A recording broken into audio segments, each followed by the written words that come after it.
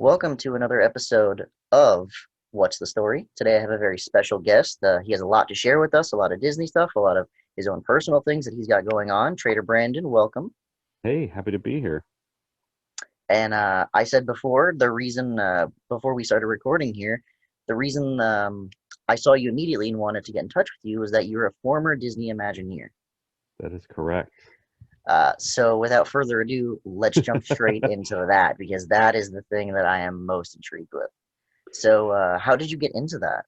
Oh dear. I always tell myself I'm going to come up with a better answer for this story, for that question than it actually is. It was literally a right place, right time scenario, to be 100% honest, like most things are, I feel. Yeah, I knew some people at Imagineering, and they were working on some other projects, and they had to go away and do that project, which left their old role available, and they need somebody to fill in that role. And it was a role that I could do, and we did that for 2 years. It was running the print department at WDI, so any presentation boards, any artwork, any of that sort of stuff, just putting all that together. So I did that for 2 years, and then got laid off because he came back. Oh, And we knew it was a temporary assignment, literally to cover him. He had gone on to show direct Great Moments with Mr. Lincoln when they did that last redo, okay. which was again just a temporary assignment, and we knew he was going to be coming back to that role. So no loss there. I was sad, but you knew it was going to Yeah. happen, so it's okay. And then fortunately enough, I just kind of stuck around and became kind of that utility player for just random things at 1401 Flower. I mean, it was literally just, hey, we need somebody to do lighting. And I'd go, oh, I know lighting. Yeah, I could do that. We need somebody to stage manage some play tests for new Fantasyland stuff. Oh, yeah, I can do that. I can run cues and all that. Yeah, no problem. We need somebody. I mean, this went on for years, and eventually it got around to the prop department, and they said, oh, we need somebody to document, to just photograph some props and put them on spreadsheets and all that. And I went in to do that, and never did that. They assigned me a project, and I was in the prop department for 6 7 years, Wow. at Imagineering for 8 total. So yeah, about 6 years doing props from that point on. It just kind of took off. Where did you get, like you had mentioned, they needed this position and this position. Did you have prior experience, and where did you get the prior experience for the positions? A lot of it, you just make it up, and you say yes to everything, and then you figure it out. Um, no, I knew lighting, and I knew stage stuff from a past career as a child actor, and doing Oh, theater and movies and all that. So I knew how lights work. I knew what, if you said, hey, grab a flag and put it over here, I knew what people were talking about. Um, and the rest of it was just learning as trial by error, trial by just jump into the fire and figure it out. So it was fun. It was every day was a learning curve, and obviously with, I mean, you commented on it before we started recording, but all the stuff in my office, I feel like I knew a thing or two about props, and yes. then the rest was just, yeah, okay, sure, I can spend company money and make this look great. Sounds perfect. I'm in. Okay. What was your favorite role as as a Imagineer? Oh dear. Most probably, I would say most definitely the prop role, set decorator. A lot of people don't necessarily know what that means, and my best example is if you take the Hollywood Tower Hotel library. If you Hmm. take the Tower of Terror library that you stand in and watch the pre-show, think of that room without anything in it. Oh, wow. Okay. That's what the prop department does. Even the lobby. Think of the lobby without any furniture, without a fountain in the middle, without tapestries on the wall. It's boring.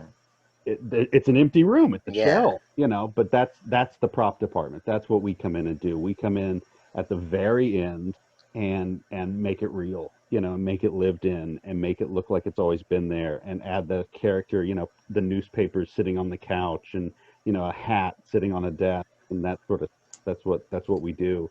Um, So it's very fun. It's very rewarding. It's very it's very kind of sneaky cool too, because a lot of people don't even know that department exists, but we Right. come in and pull it all together, and 9 times out of 10, the things that people take away from that experience is something that the prop department did. So it's really a great role. You're doing all of the intricacies and all of the real magic, if you will, Yeah, getting all the yeah. props and secrets.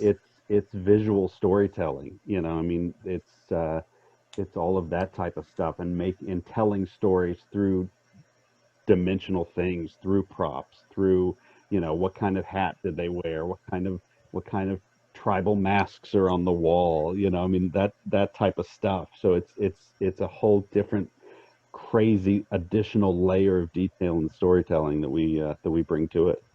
What was your favorite, like, cue or set or anything to put together? Of mine, or just as a fan? Both. Um, well, as a fan, the Expedition Everest queue is amazing. That's an amazing, amazing queue. Ken Gomes did that queue, who actually retired before I got there, but I had his office, Oh, which is kind of a fun little tidbit of was cool for me. I geeked out about it, and I actually found some Tibetan prayer flags and hung them on my ceiling as like a little homage to him and all the cool things he did with Everest. But that queue is ridiculous and amazing, and tells that story of the company that you would hire to take you up to Everest, and I mean all the layers of stuff, um, just all props. Imagine that queue without anything in it, without all that stuff in those offices, and without the climbing equipment and the shoes and the shovels and all the items and all the props that are in the Yeti Museum section of yeah. that queue. I mean, it's an amazing queue. Um, for me, as far as the ones I've done, oh man, I'm trying to think. Well, Trader Sam's is probably the one I'm best known for, both of in Anaheim and in Orlando. But I worked on both of those for about 8 years. About the entire time I was in the Wow. prop department, I was working on a Trader Sam's in some way, shape, or form. But I worked on Haunted Mansion when we put the Hatbox Ghost in. That was a dream. Wow. To get to spend nights in the Haunted Mansion by yourself was a horrible experience, but legendary. Um, what else? Matterhorn, got to work on Matterhorn Mountain, which is cool. Anything you got to do at Disneyland was awesome, because it was historic, and just a cool to be part of that. But then I've got stuff, Iron Man experience over in Hong Kong, Jungle Cruise in Tokyo. When we redid all of Buena Vista Street, that was me. What else? What Pandora. Oh, Pandora wow. was Lots of me. detail. Lots of stuff in Pandora. That was big. That was the first time I had actually had a whole land. Well, I guess Buena Vista Street's a land, but um, kinda. But yeah, Pandora was big. There was a lot of stuff in there. That was a lot of, and that's a great queue too. I mean, Yes, it is. walking through that and all the stuff that we put in the lab, and I had a great crew on that. That was amazing, and we did a lot of cool stuff on Pandora. That's for sure. I love the Pandora queue. Yeah. There's so many vibrant colors and things to look at, and even like you said, the lab. There's little intricacies of the Oh yeah. specimens, and Tons of stuff in those labs, and every one of those desks is of a different scientist, so if you really have time to spend in there, hmm every desk tells a different story. There's the guy that our favorite was, the guy that's trying to kill the velocifungus, and he's just failing miserably, and we based him off of, I don't know how many people know this. This is an exclusive for you, Father. Ooh, uh, I based him off of, when we started the scientist. I put pictures up of like actors and actresses that I just to get an idea of personality and look and style, and Joe Rody would come in and go, yeah, that makes sense. We just, and again, nothing the public would ever see, just mentally, so I'd right. know. Oh well, I'll buy that because she would have a coffee mug like that, or he would wear a coat like, just to help me out. And the scientist that was trying to kill the velocifungus, I totally, in my mind, saw Philip Seymour Hoffman in Twister. Okay, Not just okay. Philip Seymour Hoffman, but how he was in Twister specifically. So yeah, there's notepads of his that literally are like chicken scratch franticness, and you can see him getting more and more insane and crazy because he's like, I tried to kill it with fire, that didn't work. I tried to kill it with explosive, that didn't work. I think it's gonna kill all of us. It's gonna take over the lab. It was just fun. But yeah, each one of those labs, little sections in that lab, that circular desk in the middle, are all different scientists and all tell a different story. And home pictures from home and drawings from their kids. I mean, just so many layers to make it real. So yeah, that's a great cue. It really is. And like you said before, the Everest at Q, I had recently, about a month ago, gone to Animal Kingdom, and that was actually my first time being able to ride it. Okay. And I loved it, but I also was upset at the same time because I didn't have enough time to look at all the stuff in the queue because Yeah. everybody's spaced out. They only let so many people in, so you're Mm, kind of always moving. I wanted to stop and look and stuff, but I couldn't, so I have to go yeah. back just to Yeah. stand there and look in the cases. It's a masterpiece of propping, no doubt. It's a heck of an achievement. It's crazy how much stuff is in there. Um, what there was a question I wanted to ask you, and it was: is there one team of Imagineers for every park, or like you said, you work on every single park as one collective? So yes, to both of those, what you just said. Okay, So the Flower Street office in Glendale is the main hub for WDI. And so anything new, any new concepts, any big redos, any big projects go through there. However, there is also a team at each park. So Florida has a designated WDI building. Each park has a trailer. Disneyland has a trailer. So they handle more of the smaller, maintaining the park, graphics. If a prop breaks, they can go to the documents and flip through and go, oh, Brandon bought this. So I need to find something like that, or here's the link where we bought it if it's still available. Um, so yeah, it's kind of a yes to both of those. okay. There are Imagineers everywhere. They're all over the place. They're like bad uh, comparison, but I was like, they're like cockroaches. We scurry around everywhere. But yeah, you know what I Of course, of course. mean. Have you been to every single Disney park?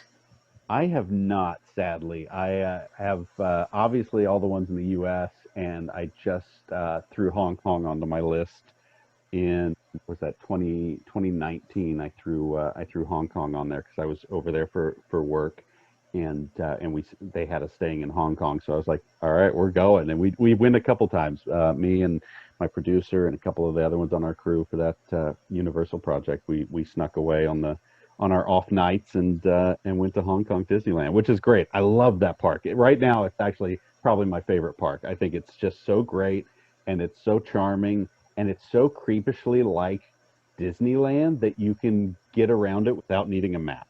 Really? Like if you That's know similar. Disneyland, yo, it's insane. Like I remember once we were walking around and one of us was like, "Oh, I need to go to the restroom," and I was like, "I feel like it would be right here," and it was. It's like Wow. it just felt the same in a really weird, bizarre way, which was cool. I think they have the best Adventureland. They've got the best Jungle Cruise. It's a great park. It's a great park. That was actually my next question was what was your favorite park that you've been to? Yeah, that's the one. I mean, I grew up in Florida, so I mean, obviously the ones here are very near and dear. I worked at Disneyland uh, in Anaheim, so I know it very well as a cast member, and then obviously went back and did stuff as an Imagineer. But yeah, Hong Kong is just great, and there's something, and I think too, there's something really fun about it not being special. You kind of start to take the ones in the States for granted when you get to go Yeah. all the time, so you're kind of like, okay. But go to one and you go, this might be the only time you ever go to it. It's like there was something really unique and special about it, and I'd love to go back, but obviously, how often do you end up in Hong Kong? Yeah. But no, it's great. It's a great park. That's actually where I am now in Florida. So I've been to all the Disney parks in Florida, but I've never been to California one. Okay. And previously talking to Skipper Marley, he prefers the one in California, but I'm, Sure. you know, They're all different. I mean, nothing will top Anaheim. I mean, that's Walt's park. It's you know it's the purest form Yep. of Disneyland. Uh, Walt Disney World is, hey, this worked. Let's go really big and crazy. Um, so they all have their own ways of being special. There's the intimacy and almost honesty of Disneyland and the purity of Disneyland, while you have the tourism and over the topness of Walt Disney World. Yeah. But they all serve their purpose. They all work exactly the way they should. So can't complain about That's true. that. What's your favorite Disney park in Florida? Oh man, growing up was Epcot Center, Okay. and I say Epcot Center because I was lucky enough to grow up at Epcot Center. When Horizons and Imagination and Kitchen Cabaret and World of Motion, and I mean that was it. That was the best ever. Now it's Animal Kingdom, Okay. because I can look at it as a designer and look at it as an adult and go, oh man, look at that. Oh, look how good that looked. I mean, like, I appreciate it for the authenticity and the detail and the work that went into it. Um, but yeah, as a kid it was Epcot. Now it's Animal Kingdom. Okay. Do you have a favorite ride per se that you kind of have to go on every time you go to the parks? Oh, I used to. They're slowly but surely getting rid of them. Used to be Great Movie Ride. Yeah, that was a great Was one. a I mean, literally, you'd go to studios and go like, oh, let's just walk around. Oh, well, let's ride Great Movie Ride, and then you'd Yeah. go home. I mean, it was wonderful. Um, so yeah, Great Movie Ride used to be there. In Anaheim, it was always Big Thunder or Okay. Indy. Big Thunder, Indy in Anaheim. Uh, you'd drive over and go in and have dinner and ride one ride and drive back to Glendale. Um, Now, man, I haven't been to the park in so long, and with everything else going on. I Tiki Room. I'd say Tiki Room Okay. is always on my list of a nice, not only just as a nice air conditioned break in Florida, but I love the Tiki Room. The Tiki Room's awesome. So yeah, I would say that. Florida's tricky because the lines are always so darn long. You Oh can't. yeah. It's tough. If you want to do Yeah. something quick, I'd say, oh well, I go in and I make a run up and down the treehouse. But Yeah. the only thing that doesn't have a line. But other than that, yeah, Okay. Yeah, especially now with the pandemic and the parks yeah, in Florida being open, but everybody's so spaced out, so the lines are longer, and it's yeah. it's I it's haven't even craziness. I haven't even thought about stepping foot in the park. Last time I was in the park was uh the like the week before everything Blew up. blew up. Wow. Literally for Adventureland Day, there was a group of us, and that was at the beginning of March. So that was the last time. And I remember then we were even walking around with our sanitizer and doing our thing. But it Yeah. was like, oh, this might get crazy. And now look at us. But yeah, that was the last time I've been in the park. And hopefully, as things start to progress forward, they will change, things will get better, and the parks will reopen more safely. Hopefully, fingers crossed. Yes, hopefully. Fingers crossed. So you mentioned before being a child actor. Yes. Can we expand on that? Sure, I don't mind. It's fun to talk about stuff that I don't often get to talk about on podcasts that just want to talk about Trader Sam. So, um, which I'll talk about that all day long, but I'll talk about anything all day long. I'm good. It's pandemic. I got nowhere to. Yeah, I was an actor when I was a kid. I started out doing theater when I was about 6 or 7. Um, which I always like to laugh was my first paycheck. I was 7 years old. Was a working paid actor, which is pretty extraordinary. Um, did a lot of that in Florida. Did a lot of theater in Florida, and then my first movie was actually Now and Then with Demi Moore, and Melanie Griffith, and Christina Ricci, and Thora Birch. And then I posted on my Instagram last night because Cloris Leachman was in it, which I was saw that. amazing. Um, and yeah, and then went to LA for a little while, did some more movies out there, did a bunch of commercials. I did a Got Milk commercial. I had a Alaska Airlines commercial that ran for a while. Sundrop, which is an East Coast drink. Yep. Yeah, just a bunch of weird random stuff. And then hit the age where you're too old to be a kid, but you're too young to play an adult, so you will not work for like 10 years.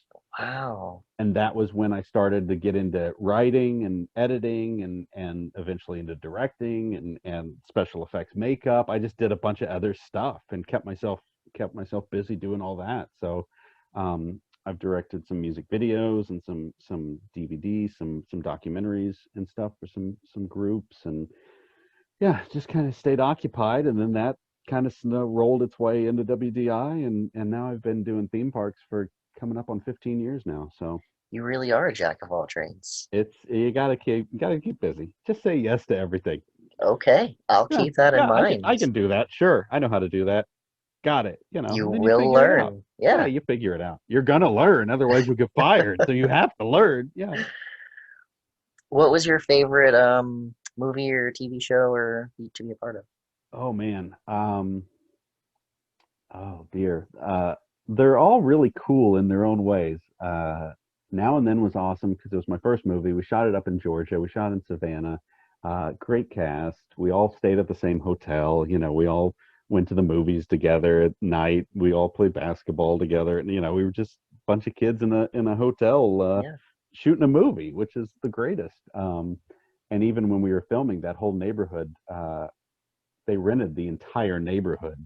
So Wow. like they moved everyone out of their homes, and we had a neighborhood. So we'd ride bikes up and down the street. We'd run through the backyard. I mean, we had a great time.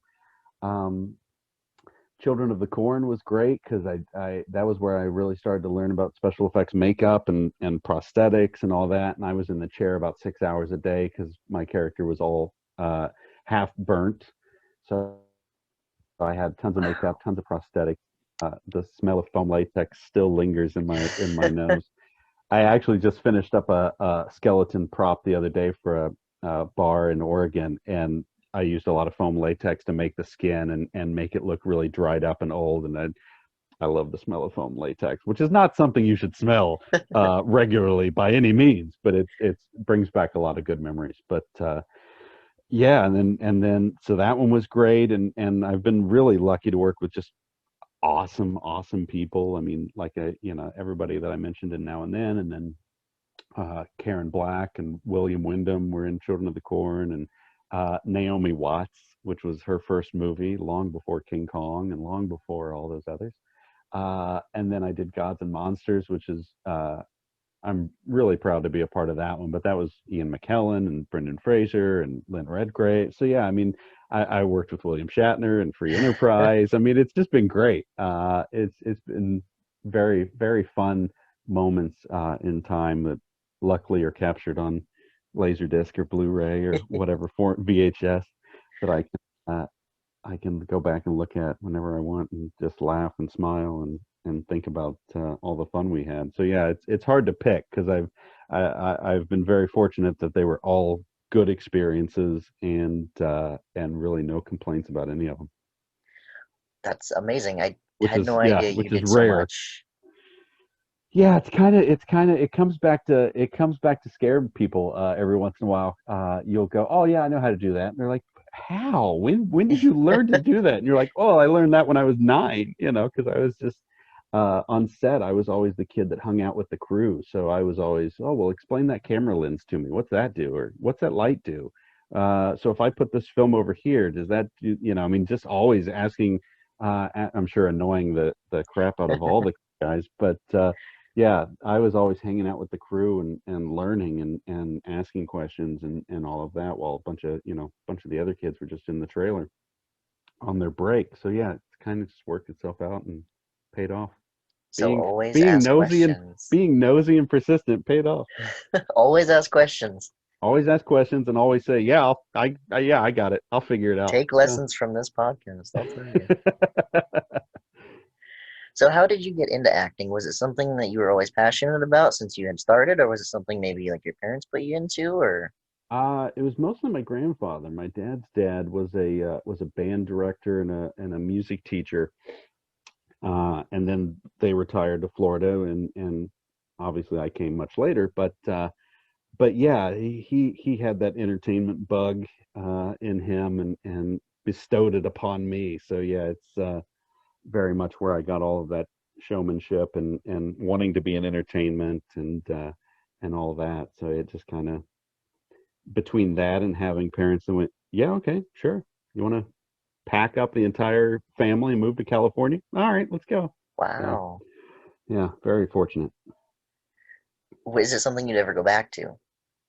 Oh yeah, I do it all the time. I feel like well, it's always funny when people go, Do you miss acting?" And I go, "I act every time I'm in an executive meeting. I'm Oh, acting. I am performing every time I'm in an executive buy-off." Which in a way is true. I mean, it's not even being sarcastic. Acting taught me a lot about how to speak and how to present and how to deliver, and then you mix that with being in a corporate setting for enough years. There's ways to talk, and there's ways to interact, and there's ways to get your point across, without being goofy or silly or whatever. There's ways to talk to these guys.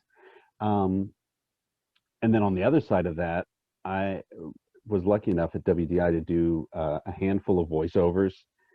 So like I would jump into the booth, and do voiceovers every once in a while. So like you can hear me on the Starbucks, on the party phone in Starbucks at Disneyland. I'm one of the really? voices in there, doing what, I don't know. I was hoping it was my best Don Knotts impression, but it's a mediocre Don Knotts.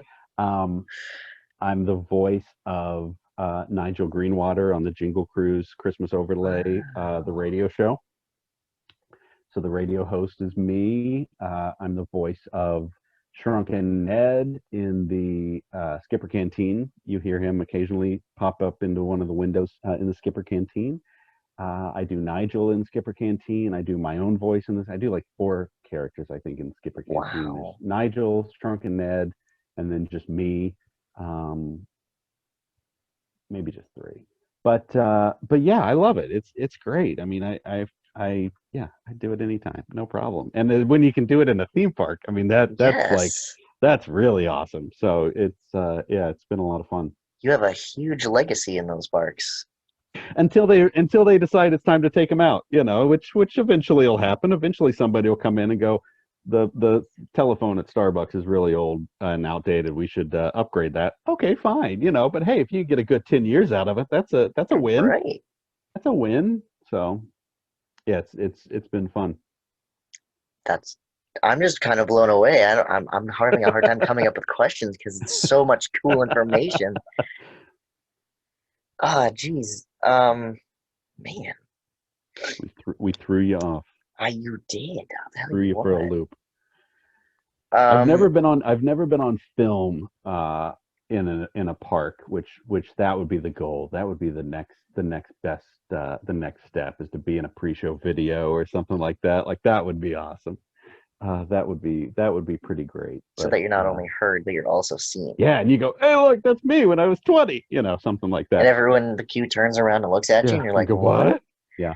Um, because yeah, but then I say that, but then at the same time, like I had the opportunity once, and I didn't do it. Really? Like I didn't put myself in the pictures. We did a whole photo shoot for the what is it, Fiddler Pfeiffer and Practical Cafe at DCA, which is the Starbucks at California Adventure, Okay. and it tells the story of these three traveling performers, kind of like the Andrews sisters, but earlier, um, in the 20s, teens and 20s, and they bought a coffee shop. They love coffee, so they retired and bought this coffee shop. So I went and I put together this whole pitch that we would decorate the walls with photos from their career and over the years, and then performing very glamorous behind, them drinking coffee in their dressing rooms, like this whole thing. And we did this great photo shoot.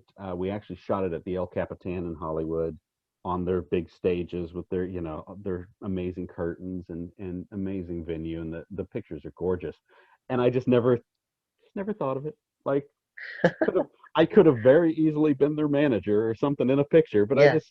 I was too busy working. I was too busy making sure I got the pictures I wanted and making sure I could tell that story and making sure everybody was. I just never thought about it. So, oh well, that's on me. You never know, it might happen again. It might. Let's never say never. So you mentioned working in theme parks for 15 years. Have you worked in Yep. any other parks besides the Disney parks? Uh, so after the first time I got laid off at Imagineering, I went and worked at Universal Hollywood. Hmm.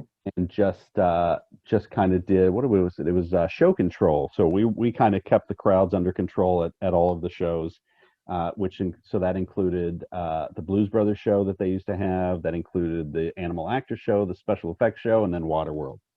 Okay. So we would run around from literally, and it was hilarious because your schedule would be, you weren't at one venue that day. You would do all of them because the way they Wow. were scheduled in the show or on the calendar on the schedule for the park guests were that people could enjoy all of them. Okay. So they were all at different times. Like you could literally walk out of Waterworld and walk right into special effects. You could it that was just how they were staggered. So we would do that and we would wrap up a Waterworld show, lock the gate, change the show time for the next one, and we'd run over to the animal show, open the gate, hey, come on in, here we go, type of thing.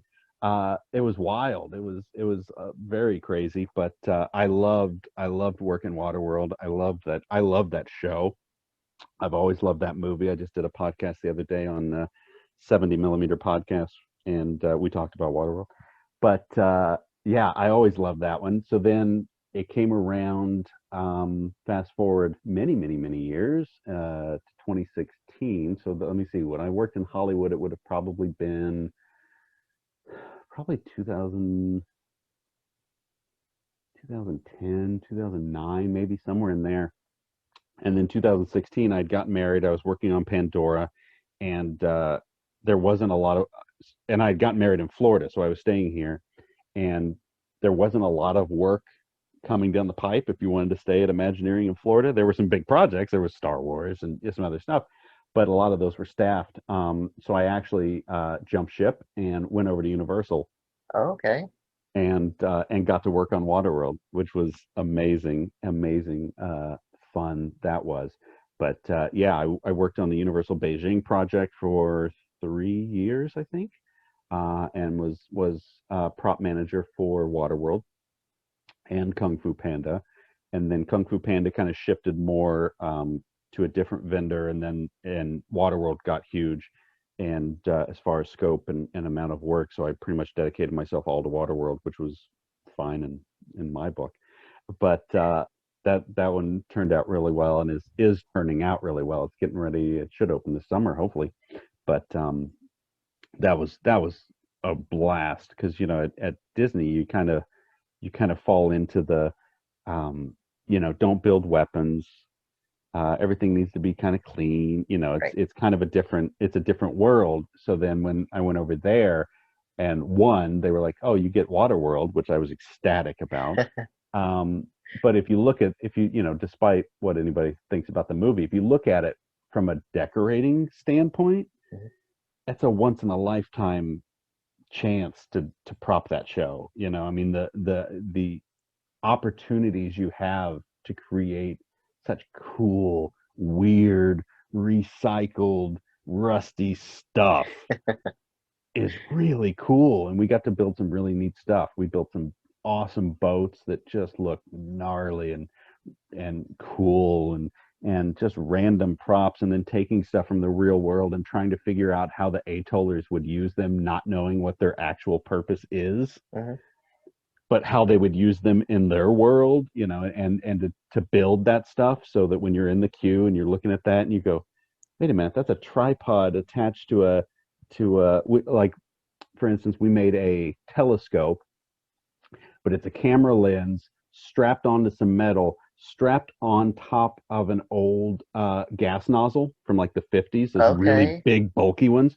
So that's turned around. So you would grab the gas nozzle to move the tripod, That's and that's cool. attached to I mean, it was just like just thinking of ways of, but how would they use this? They don't know what that's for. They don't know what Right. a traffic light is.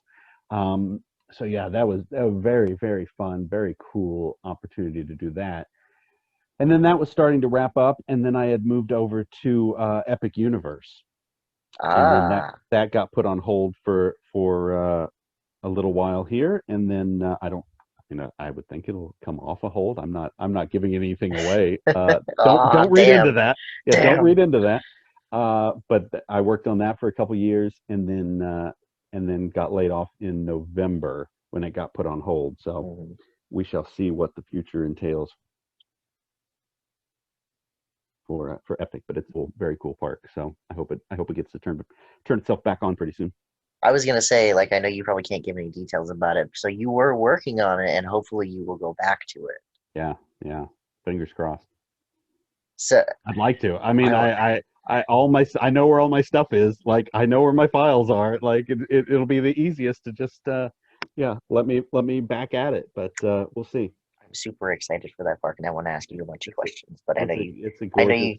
you Yeah, can't give away I too can't say it. much. Well, I can. What was it? I think they said Nintendo's in it, which is not a shock to anybody. Right, right. But yeah, no, it's a gorgeous park and very very unique and it's amazing. You know, it was amazing to be a part of a park that'll essentially change the skyline of Orlando. I mean, nobody's built a new park in Orlando since Animal Kingdom, so Yeah, that's pretty cool. I did. I don't know if you can answer this. I read in an article when it was kind of first announced and people started learning about it. It's supposed to be like a resort area, kind of similar to Disney, if you will. Like there's different sections of the park that you have to walk to, and Mm. like there's like a Disney Springs kind of in the middle, like stores and stuff. No, okay, okay. I can't get upset. I can't. I have to To wait like be everyone else. to be totally honest, we were kept in our bubbles. I had the land that I was working on. I honestly couldn't tell you what happens outside that. Like I Okay, don't. I had my own problems. that's fair. Yeah, but I mean, and stuff was changing so rapidly that it was like it wasn't even worth it for us to go and see what the other areas were doing because it was like, yeah, that's already changed. Oh, we already scrapped that. We already redesigned that. It's pretty rapid fire. So I'm curious if we all get to go back, what its condition will be in then. Mm.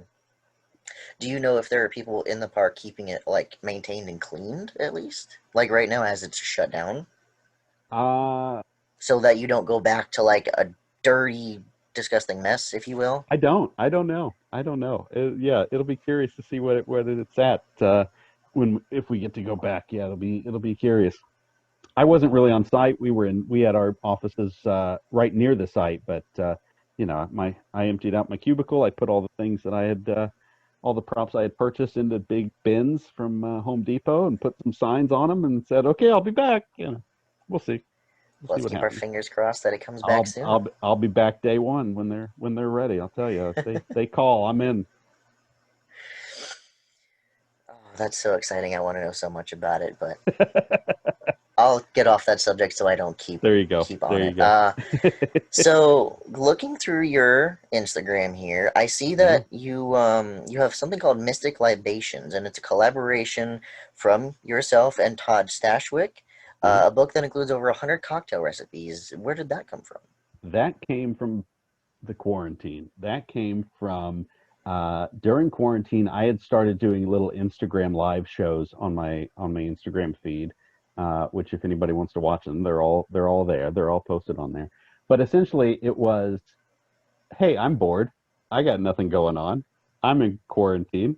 I have some cool people in my phone. Let's call some people and talk to them. And it was really a way to kind of just occupy some time, hopefully deliver a little bit of escapism to my followers, and to talk to cool people. And it wasn't just the geeky stuff. It was primarily anybody who had some job in the creative field. So I mean, we had guys on that were in Hamilton and Broadway.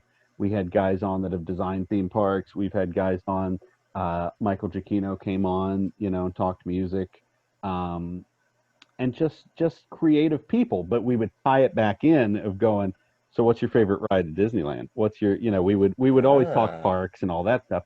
So one of the episodes, or during quarantine, I get ahead of myself. During quarantine, my wife and I started watching 12 Monkeys, the TV show, okay. which is an amazing show. I will say that now, not just because Todd and I became good friends, but literally, it's an amazing piece of work. And I'm not ashamed to say that I have probably looped that show probably 6 times, and I think it's like 5 or 6 seasons.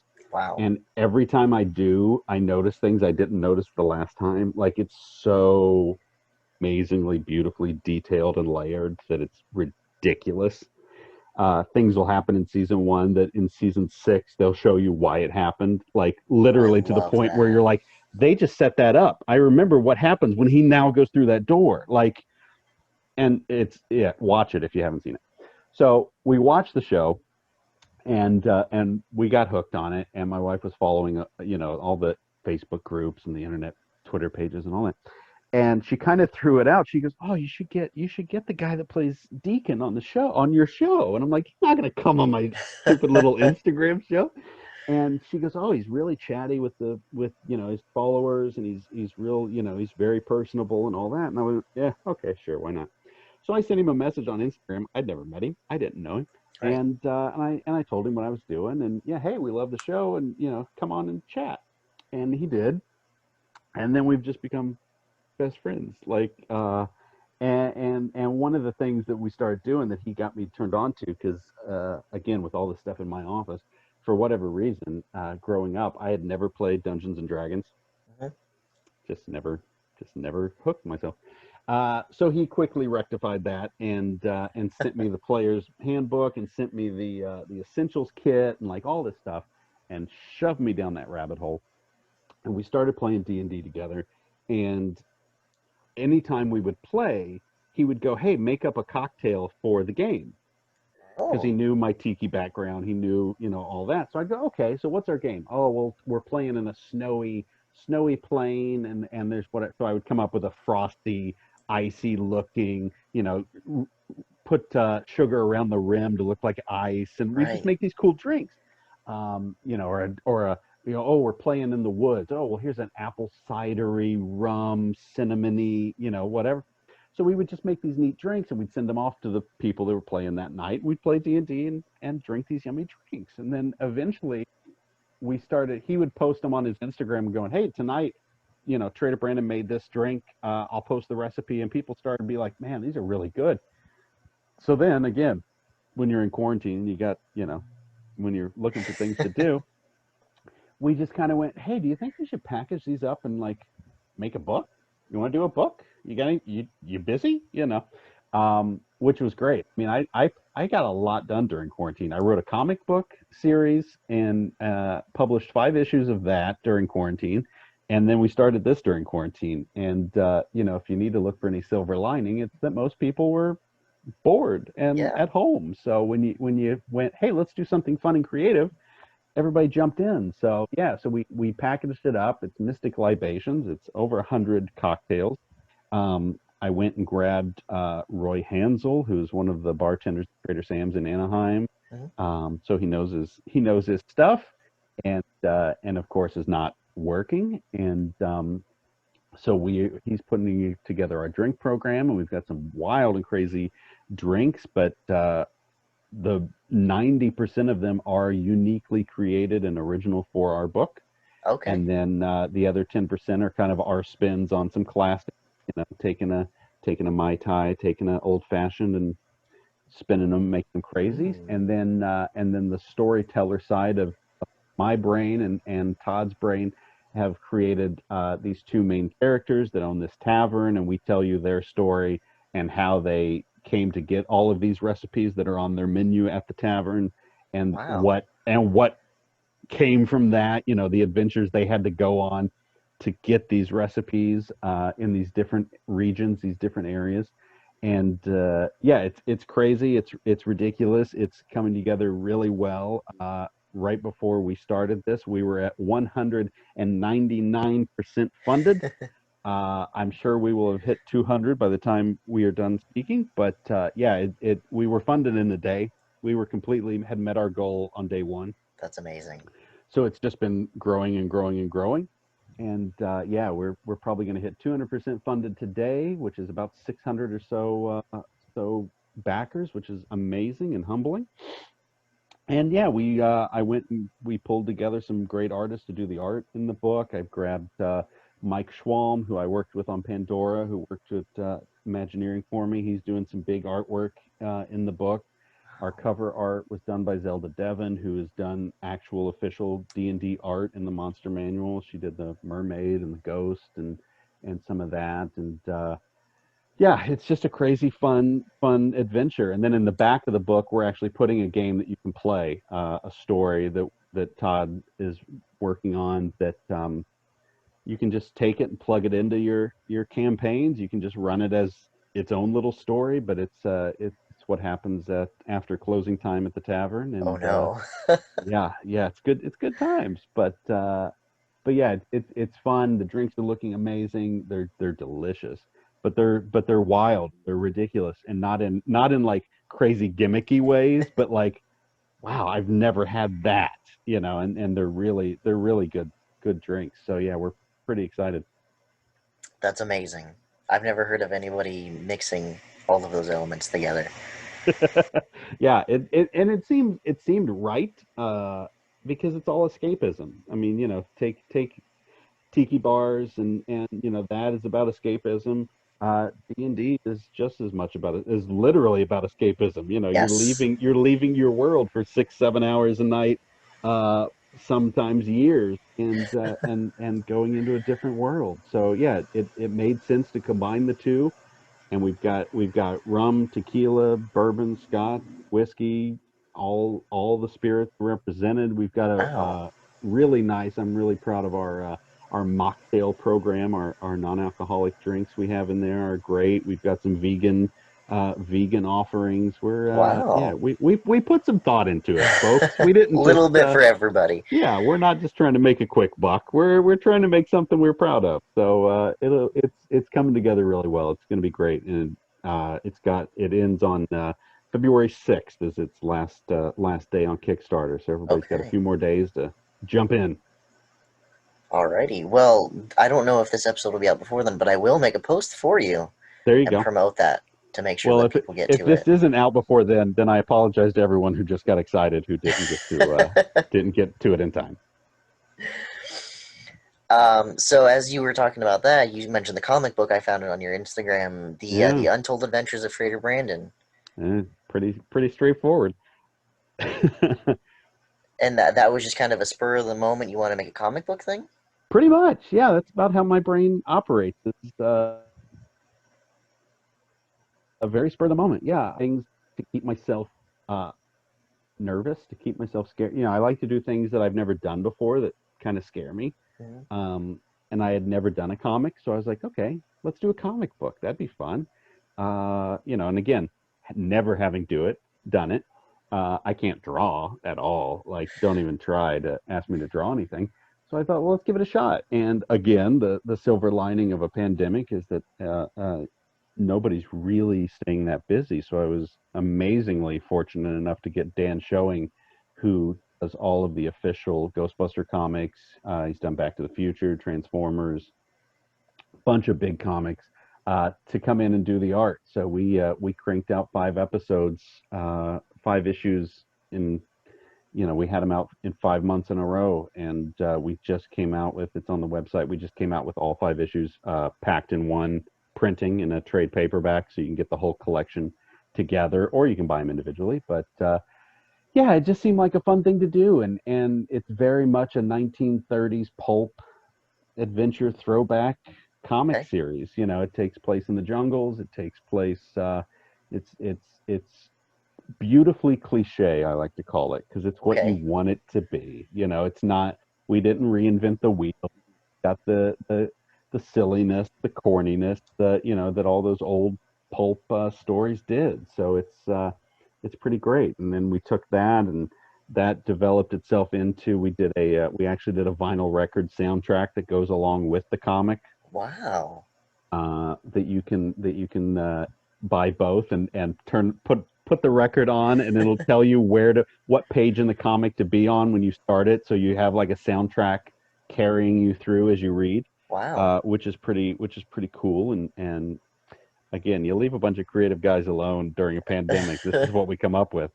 But no, it did really well. It's been popular. A lot of people like it. We actually have an action figure coming out pretty soon. Wow. Uh, Really? a retro-y action figure that looks like the old Kenner Star Wars figures. And yeah, it's just, everything on my website is stuff that I want to buy. I just have to make like 500 of them, so I sell the rest off.